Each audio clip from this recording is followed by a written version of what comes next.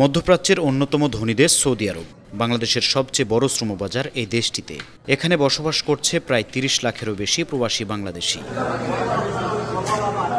২০২২ সাল থেকে সৌদি সরকার প্রবাসীদের নিজ নামে ব্যবসা করার লাইসেন্স দিলে তখন থেকে সৌদি স্পন্সর বা কফিল ছাড়া নিজ নামে ব্যবসা পরিচালনা করছেন হাজারো প্রবাসী।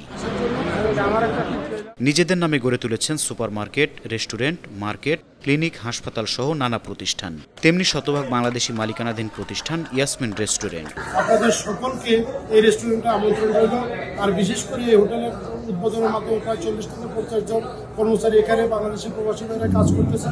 আমি সবাইকে অনুরোধ করবো এরকম বড় বড় প্রতিষ্ঠান আপনারা করে আমাদের প্রবাসী ভাইদের কর্মসংস্থানের ব্যবস্থা করে দিবেন। আর এই ব্যবস্থার মাধ্যমে আমাদের রেমিটেন্স বাড়বে, দেশের উন্নত হবে। অবশ্যই আমি মনে করি এইসব প্রতিষ্ঠান বড় বড় প্রতিষ্ঠানের মাধ্যমে আমাদের বাংলাদেশের সুনাম অক্ষুণ্ণ থাকবে এবং সৌদিদের কাছে আমাদের মান অনেক উপরে উঠবে বলে আমি আশা করি।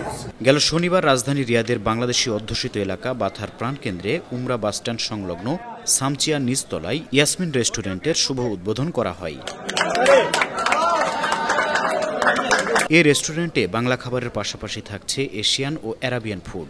বাংলাদেশি প্রতিষ্ঠান হওয়ায় এখানে অর্ধশতাধিক প্রবাসী বাংলাদেশির কর্মসংস্থানের ব্যবস্থা হয়েছে, যার ফলে প্রবাসী বাংলাদেশিদের বেকারত্ব ঘোচার পাশাপাশি বাড়বে রেমিট্যান্স, এমনটাই প্রত্যাশা করছেন এখানকার বাংলাদেশি কমিউনিটি। প্রবাস ডেস্ক, 52 টিভি।